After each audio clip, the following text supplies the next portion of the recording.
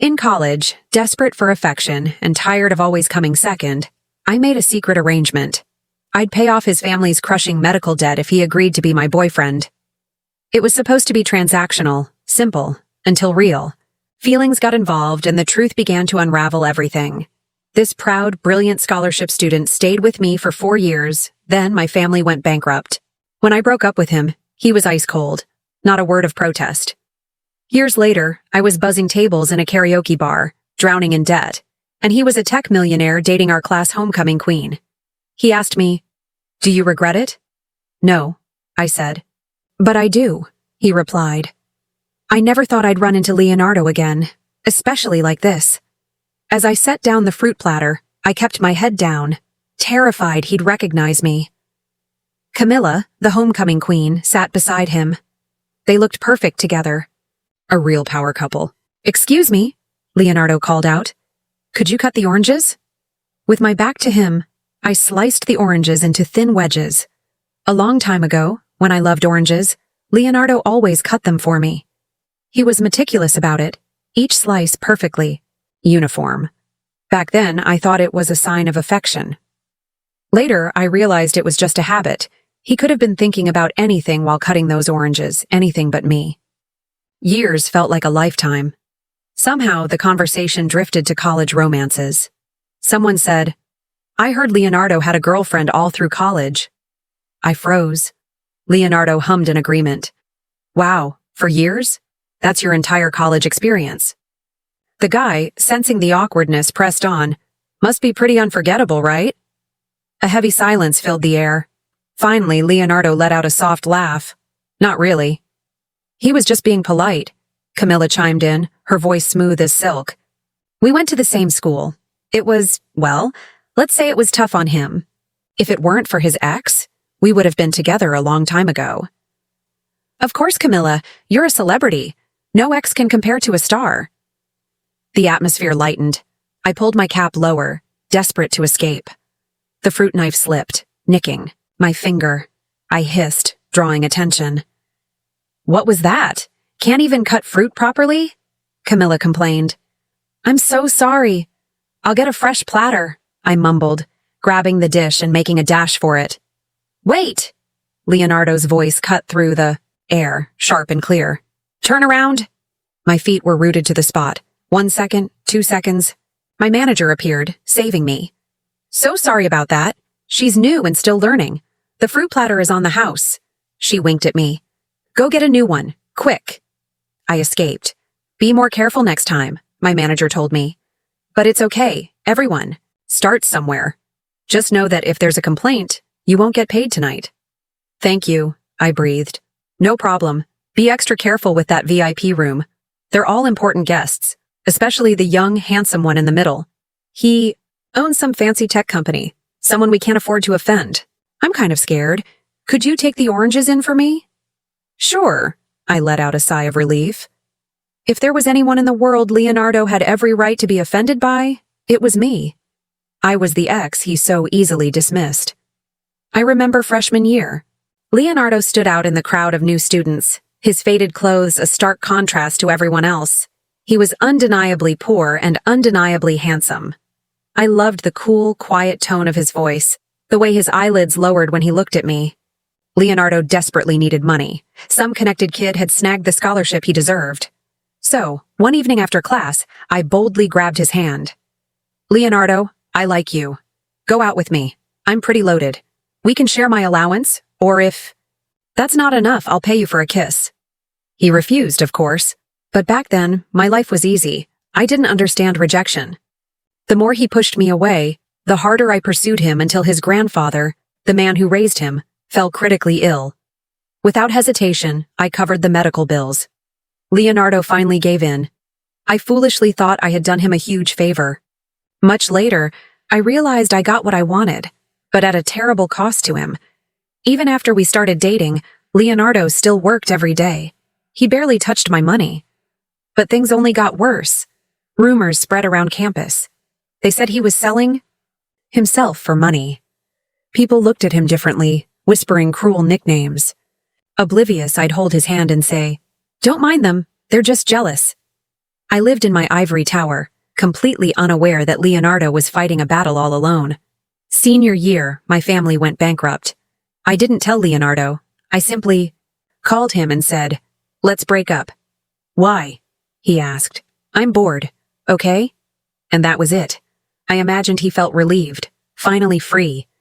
That same day, I tossed my SIM card, deleted my social media, and boarded a train to another city, ready to work and pay off my family's debt. I didn't return until 3 months ago. Leonardo seemed to be thriving. He had always been brilliant, the kind of genius who made everyone else in our department look average. Just 4 years after graduation, he was already a tech entrepreneur, featured in business magazines. Camilla, our class homecoming queen, had started her acting career in her junior year. I never imagined they'd end up together. Good for them, I thought, pressing a hand to my chest to ease the sudden ache. At 4:00 a.m., my shift ended.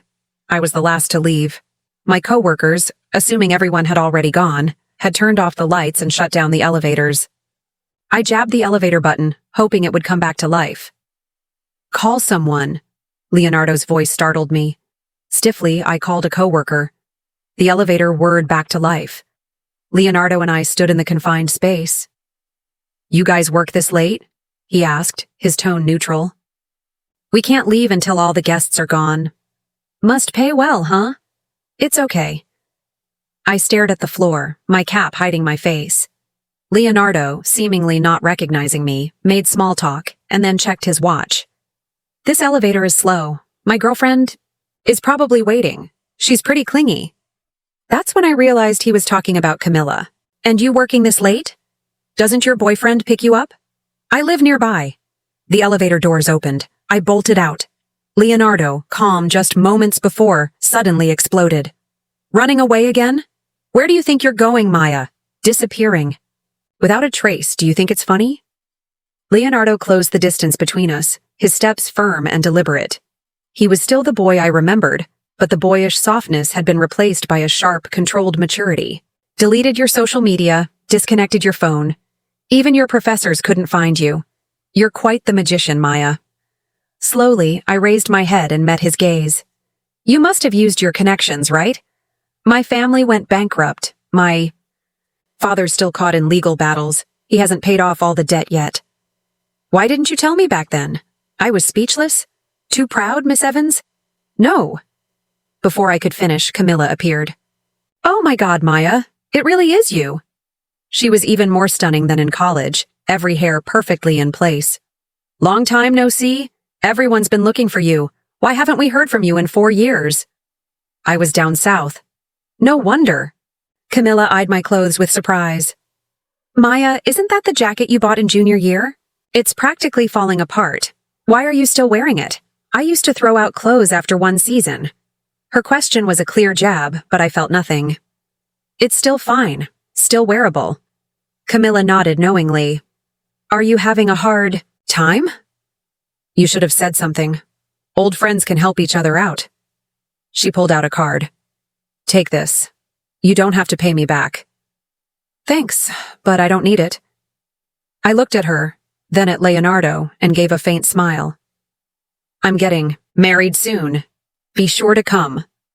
The words hung in the air, leaving Leonardo visibly shaken. The karaoke bar was just a side job.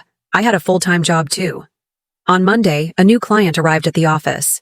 My coworkers were whispering. "I heard this guy is a genius. He created this software to find someone. His ex, I think." My stomach turned. A bad feeling crept on. "Did he find her?" "No idea. The software isn't finished yet, but investors are pouring money into it. Huge potential. That's why our boss wants to partner with him." I gathered the necessary documents. Leonardo's voice drifted from the meeting room. "I need to think about the partnership."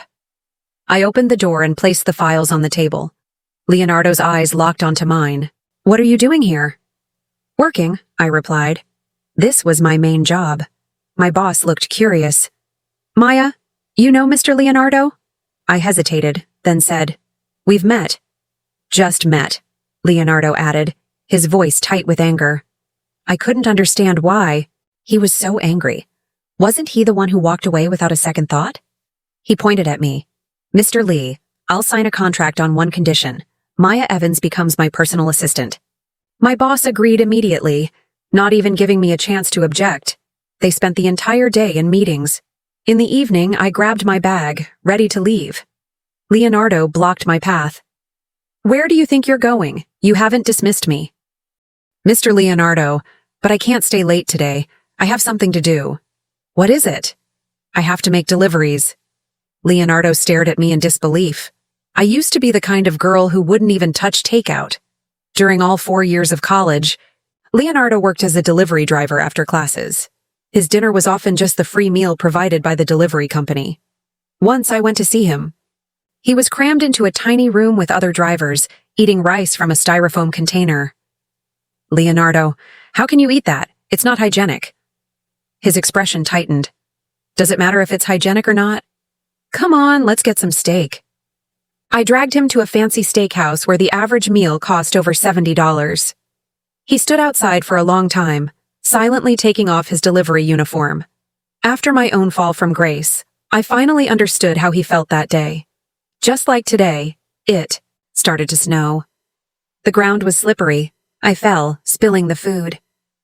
I called the customer to apologize, but he just yelled at me. I don't want excuses. Late is late. My scraped palms stung in the cold, but I couldn't stop apologizing. Suddenly, Leonardo appeared, riding my bike. Don't hide your hands, he said, his voice hoarse, his eyes rimmed red. I need to deliver this first. Get in the car. I'll take you. The customer lived on the ground floor. When I handed him the food, he muttered, Seriously, driving a Porsche to deliver food? I had another delivery waiting. Don't, Leonardo said. I have to. I haven't earned much today. Then tonight I'll buy it. A notification popped up on my phone. He placed an order and assigned it to me. I'll buy your time for tonight. His words hung in the air, heavy with a weight I didn't know how to handle. Leonardo looked at me with a determination that unsettled me. He was no longer the shy, reserved boy from college. Now he was a man who knew exactly what he wanted, and it seemed he was determined to make me the center of his plans. I hesitated for a moment before murmuring, That's not necessary. I'm used to handling things on my own. I know you are, but this time, let me help, he replied, his voice firm but carrying something deeper, almost concern. That night, he drove me home after I insisted on making one more delivery. The silence during the ride was nearly unbearable, yet somehow his presence was comforting. When I finally parked my bike, he watched as I stored away the little I had earned that day. He didn't say a word, but the look in his eyes spoke volumes. In the following days, things began to change. As Leonardo's new personal assistant, I started accompanying him to meetings and projects. To my surprise, he insisted I genuinely contribute. He didn't want just an assistant for paperwork. He wanted me to be an intellectual partner, something that caught me off guard. Over time, the emotional distance between us began to shrink. He was much more human than I remembered. When we were alone in the office or at meetings, he would ask about my life, my family, my ambitions. He seemed genuinely interested, and I found myself more than once responding with a level of honesty I hadn't shown anyone in years. One night, while we were organizing papers for a project, I casually mentioned a problem I was facing. My house's boiler had broken, and with no money, I was getting by with cold showers and pots of hot water. I didn't want help. I only mentioned it as an excuse for my exhausted appearance. He didn't comment, but something in his expression changed. The next morning, I received a call from my landlord. He informed me that an anonymous benefactor had paid for the complete replacement of the boiler and even some extra repairs around the house. I was stunned, but I knew exactly who was behind it. When I confronted Leonardo at the office, he just shrugged. You should never have to choose between basic comfort and dignity, he said. I didn't know how to respond. He wasn't trying to make me feel ashamed or indebted, but his generosity, which I didn't think I deserved, left me speechless. When I finally managed to whisper a thank you, he gave a slight smile. You did much more for me back then, Maya. If it weren't for the medicine you bought for my grandfather, I don't even know if I would have finished college. You thought I was with you only out of necessity, but the truth is, I was deeply grateful. I still am. No matter what happened between us, I'll never forget that. The sincerity in his words hit me like an unexpected blow. I knew I had hurt Leonardo when I disappeared, but I never thought he held any gratitude toward me. For a moment, the silence between us wasn't uncomfortable, but full of something unspoken, something beginning to grow between us again. But as always, Camilla didn't take long to appear. During an event where Leonardo took me as his assistant, I overheard whispered comments about my appearance and how I didn't belong in that environment. Camilla, with her perfect smile and calculated charm, made a point of completely ignoring me, except when she wanted to show off her superiority. However, Leonardo's reaction surprised me. He, who always seemed unshakable, suddenly intervened during a conversation where the whispers became obvious. His voice was firm and clear when he said, "Enough of this. Maya is beautiful, both inside and out. Unlike many here, she doesn't need masks or manipulations to be noticed." The room fell silent. Camilla's gaze hardened, but Leonardo completely ignored her, turning back to me. For a moment, I felt a wave of emotion so strong I could barely process it. He didn't have to do that. He didn't have to defend me. But he did. And at that moment, I realized the walls I had built around my heart were beginning to crumble. In the weeks that followed, we spent more and more time together. He insisted I participate more actively in projects, and despite the initial tension, I started feeling comfortable around him again. Little by little, the small gestures, a coffee left on my desk, a ride home after a long day, a comment on how well I did something, began to mean more than I was ready to admit. One night, as we finished a project, he looked at me and said, "Maya, why did you never ask for help? You always seem to carry the world on your shoulders but never let anyone help." "Maybe because I learned to rely only on myself," I replied, with a sad smile. He shook his head, his gaze intense. "Maybe it's time to change that." I didn't know what to say, but for the first time in years, I felt that maybe, just maybe, I was ready to try. The idea of letting someone into my life again, especially him, didn't seem so impossible anymore. And even though everything seemed to be heading towards something new and unexpected, I knew that our story was far from over. I never imagined that being this close to Leonardo again would awaken such intense feelings. Every moment by his side was a painful reminder that something had changed. He was no longer the boy from college, and I was no longer the girl who had left him behind. Yet something inside me insisted on reigniting that flame. The days spent with him became a confusing mix of comfort and torment. We were closer than ever, working side by side, sharing silences that spoke louder than words. Leonardo looked at me differently now. It was a look filled with memories, curiosity, and something I couldn't quite identify, but that made me feel alive again. But then there was Camila, always perfect, always present, and I couldn't, under any circumstances, cross that line. It wasn't right. He had a life with her, a planned future, and I was just a shadow of the past. Even so, his small gestures were hard to ignore. He brought me hot coffee on cold days, reached out to help me with papers, and sometimes left discreet notes with little inside jokes. Nothing inappropriate, but just enough to make my heart race. I started noticing that he was struggling with something too. The way his gaze lingered on me when he thought I wasn't looking, the silence that fell over him whenever Camilla suddenly came up in our conversations, as if something held him back, but at the same time, something pushed him closer to me. I tried to keep my distance, tried to remind myself that this couldn't happen, but my heart wouldn't cooperate. It was on a rainy night that everything fell apart. We were stuck at the office because of a storm. Everyone else had already left except the two of us. The sound of rain beating against the windows filled the silence between us. Leonardo was sitting on the meeting room couch, his head in his hands. I sat far away, trying to focus on the report I needed to review, but I couldn't take my eyes off him. "Are you okay?" I asked, barely above a whisper. He slowly lifted his head and looked at me. His eyes were tired, but there was something more. A deep sadness. "Sometimes I wonder if I'm living the life I really want to live," he said, his voice low, almost to himself. I didn't know what to say. I just watched him, feeling my chest tighten.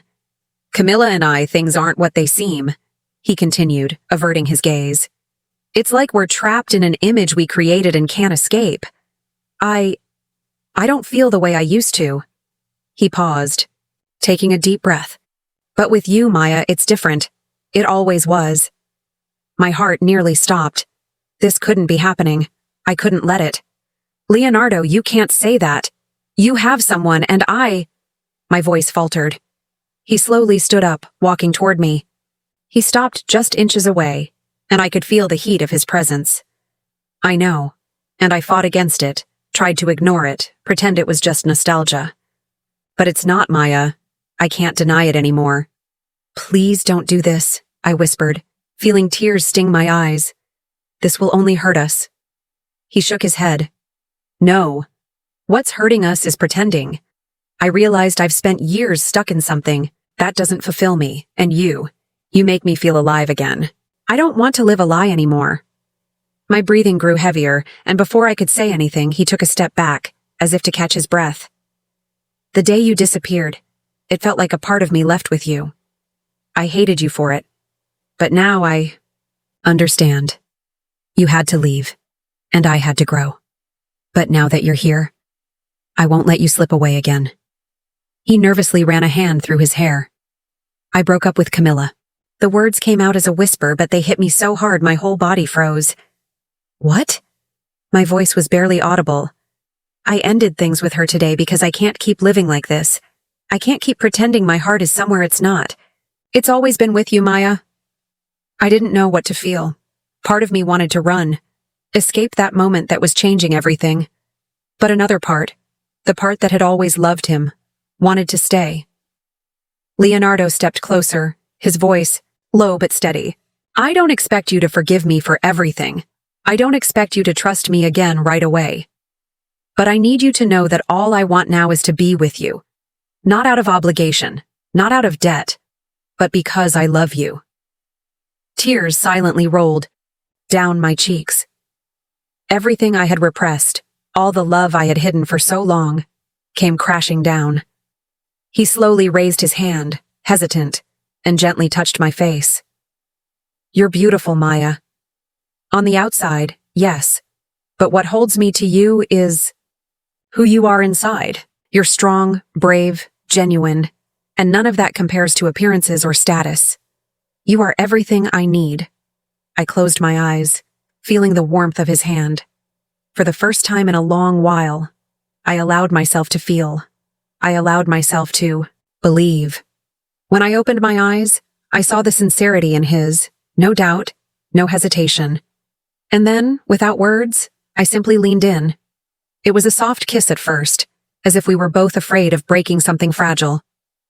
But soon, the tension dissolved, and we gave in to the moment, a kiss full of everything that had been repressed, everything that had been left unsaid. When we finally pulled away, he rested his forehead against mine and whispered, I'm here, and I'm not going anywhere. And for the first time in years, I believed him.